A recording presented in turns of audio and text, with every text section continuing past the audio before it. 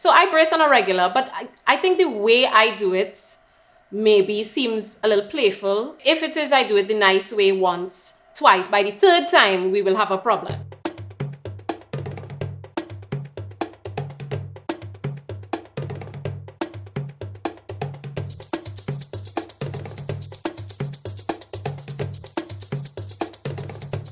Gotten to the point where pretty much we all know somebody who's been affected by violence in Trinidad and Tobago, particularly during the carnival season. The circle is getting smaller and smaller. Sometimes I think we've become so desensitized, say that when you talk about, well, you had an experience where you were groped or something of that nature, you almost kind of feel as though you shouldn't necessarily call it like I had a violent experience because there's so many people who've experienced worse. I mean, you don't want to be by yourself because you can be you can be accosted, you can be assaulted, sexually assaulted as well as physically assaulted.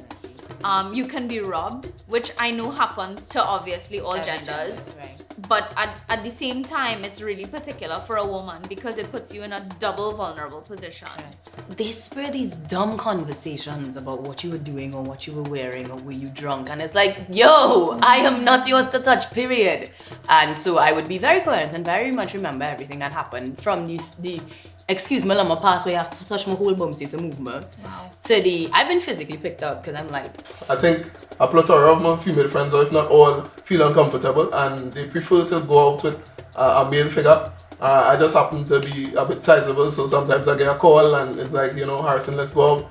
I want to go here, I'm not feeling comfortable doing this. A friend of mine, he got braced by a young lady and his reaction was, he thought automatically he would get this dance because the girl he approached was lying with a girl that he knew. And well, the girl braced him and his immediate response was like to push the girl aside. But it turned out bad, and her friend, even though her friend who he knows danced with him, you know, you could see was just kind of like by the waiting, like, you know, let me just give my dance and let him go his way. Like she was trying to defuse the situation by doing that. And I kind of had to pull him aside afterwards and say, yo, that kind of wasn't cool now, you know? Not even kind of, that wasn't cool. Because you're disrespecting the girl just because she didn't want to dance with you and you're expecting that she should have danced with you because she lined with your friend. But nobody obligated to do anything, you know? What you did is admirable and it really should be highlighted because I think not enough men do that when they see a brethren do something that's disrespectful, that they don't pull up their brethren, you know what I mean? Yeah, I feel like that's the reason why the culture has been perpetuated for so long. They know that they have a friend who has a tendency to be abusive and nobody, not saying nothing, you just being, oh, well, you know, that's how he is. Coming out of the recent Me Too movement, it was eye-opening for a lot of guys. I'm sure Harrison could attest. The amount of stories that came out that you had no idea, like this was almost a daily occurrence, and you'd hear the same story repeated from different women. And to that, my thing is just try to understand what women go through because that was eye-opening for me. So I mean, talk to your female friends and find out their struggles, understand what they go through, their fears, their insecurities, and just be there for them as a support. I think in situations like that where you have this culture of, you know, we assume that we should be able to, you come to a party, so that's automatic consent. You walk through those gates, you hand in your ticket, that's automatic consent. That's not correct. It's not.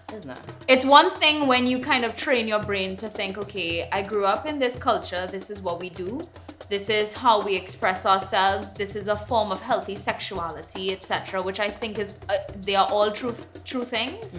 But it gets really complex when people start to take advantage and use it as a gateway. Culture should not be made an excuse for bad behavior. Hell nah. I think it's an interesting intersection of culture and history, and then of course modern day political correctness. But underneath all of that has always been ideas of consent. That's what it comes back to.